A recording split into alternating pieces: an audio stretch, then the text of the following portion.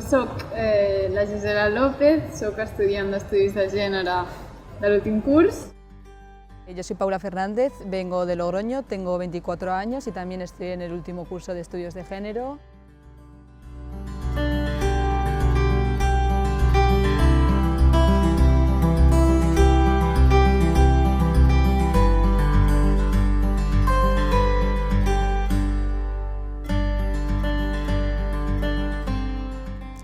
Yo creo que somos como personas que queremos ser coherentes con nuestro pensamiento, creo que también queremos ser conscientes, conocer como bastante el entorno, y es eso, como que tener un grado que nos permita como poner en conjunción lo que nosotros hemos aprendido tanto de la vida, de la cotidianidad, como de la calle, como de los colectivos en los que hemos militado, para luego ponerlo eso en conjunto con la academia y con el marco teórico que nos ha ofrecido este curso. Yo creo que nos hace como bastante coherentes en cuanto a nuestra línea de pensamiento, ¿no? A la hora de tener como un ideario sólido, consolidado, que en un futuro pues también abre puertas, ¿no?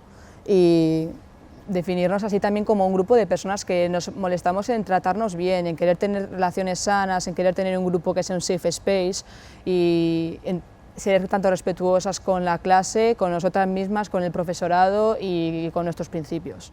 A nivel grado, todas tenemos una conciencia ya no solo en lo que respecta al género y todas sus problemáticas, sino conciencia de clase, conciencia de raza, conciencia de muchísimas otras opresiones que también nos implican y que también luchamos a través de nuestro grado, no solo un grado exclusivamente dedicado a la lucha por el feminismo o por las mujeres o lo que sea, sino que va muchísimo más allá y somos un grado que al final lucha de una manera transversal, igual que nos son impartidas estas asignaturas que tocan muchísimos ámbitos. Entonces yo creo que eso también lo llevamos nosotras, somos perfiles muy diferentes, con historias de vida muy diferentes, y que sí que al final se nos escapan cosas como a todo el mundo, pero yo creo que al final pues queda esa conciencia, ¿no? y esas ganas de querer cambiar el mundo, que suena como muy fantasioso. Yo creo que sí que están en todas.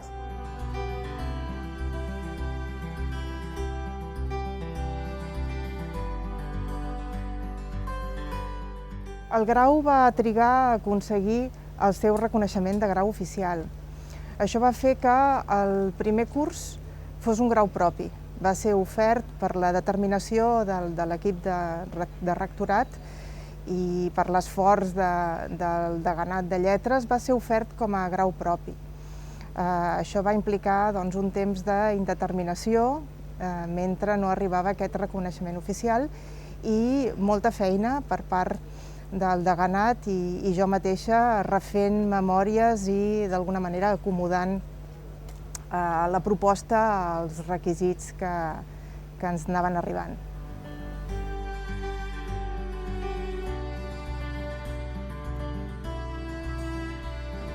Pues creo que hay que tener mucha pasión y ser muy valiente para elegir abrir camino, ¿no?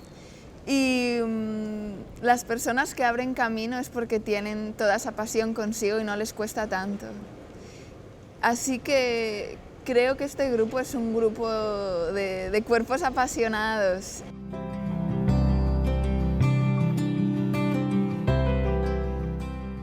I jo crec que aquesta és una de les grans aportacions de l'alumnat d'aquest grau. En un entorn institucionalitzat, com és una universitat pública, un entorn, diríem, menys sexista, menys esbiaixat i més exigent, tant entre el propi alumnat com amb el propi professorat, en trobar una coherència entre el que diem teòricament i el que fem pràcticament. I elles, ells i elles han sigut molt valentes i ens han creat una oportunitat molt gran. És a dir, aquest grau, sense aquesta primera promoció, penso que no hauria sigut possible.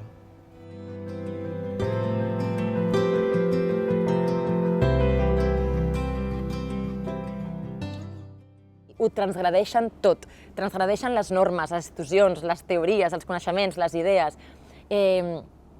Transgredeixen una cosa molt bàsica, que és la forma binària que tenim d'entendre el món, i crec que aquest binarisme és en si mateix un element primari de desigualtat, i si alguna cosa té aquest grup és que el reten, aquest binarisme, no? Reten la forma d'entendre el món binària, que limita, jerarquitza i és generadora d'injustícia social. Penso que ells la tenen en el punt de mira i penso que només per això, allà on vagin a treballar, suposaran una transgressió. Moltes d'elles tenen experiències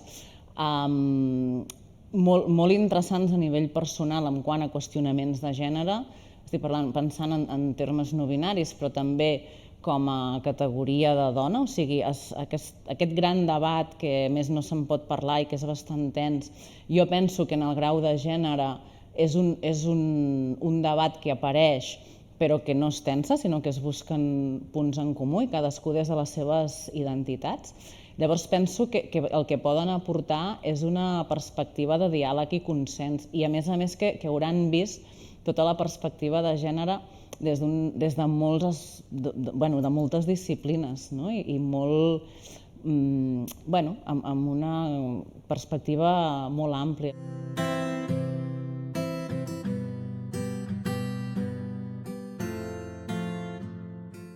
Creo que ya cuando se elige una carrera así, sabes que hay una serie de inquietudes previas de que las carreras tradicionales no den respuesta a lo que se está buscando, ¿no? Entonces, bueno, es interesante. Para mí fue muy guay al terminar el semestre que muchos hubieran podido cambiar su perspectiva con el derecho.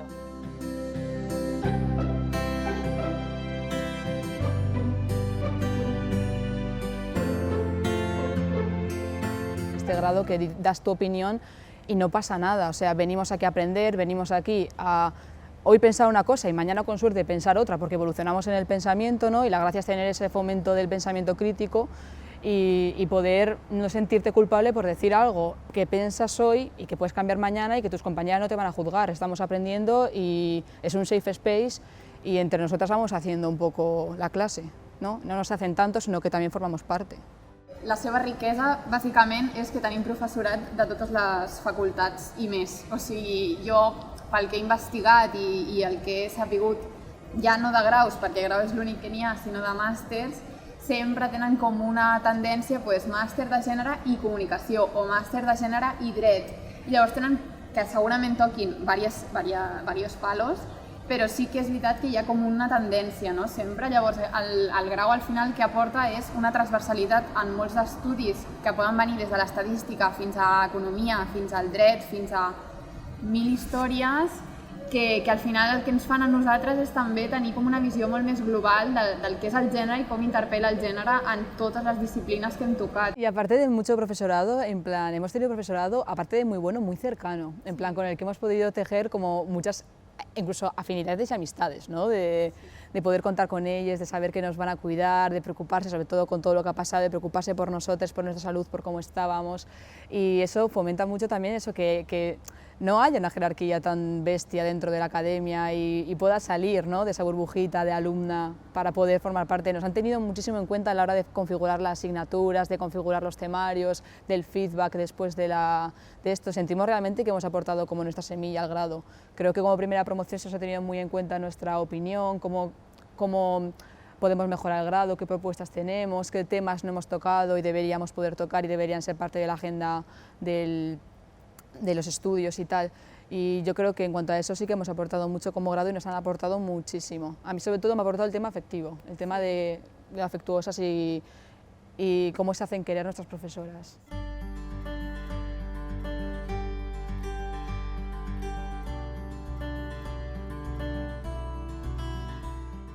També un moment molt emotiu va ser quan ens acomiadàvem, no? L'any passat, que s'acabava el curs, i que ja havia passat l'examen i havia passat, no? Tot aquest moment potser més tens, que una de les estudiants va dir «Ostres, és que ara et voldria abraçar», no? I llavors van dir «Doncs fem-nos una abraçada», no? Llavors aquesta emotivitat, no? I sí, ens la vam fer i va ser un dels moments potser més emotius que recordo. Llavors, aquesta perspectiva emotiva, aquesta perspectiva de cura, no? El que sentim és important.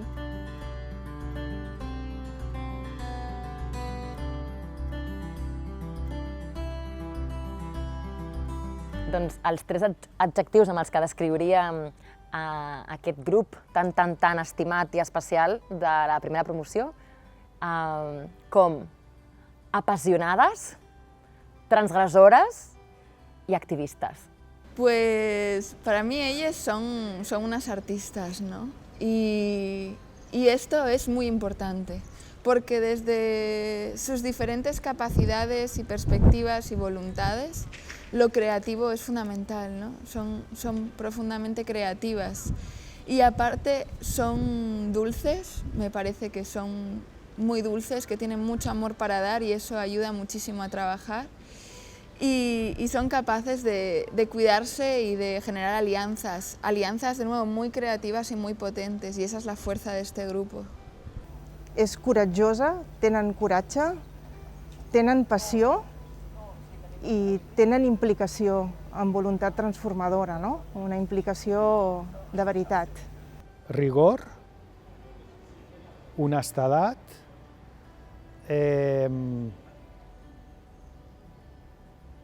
clar, no és un adjectiu, però diria activisme. Activisme acadèmic, activisme en la ciència.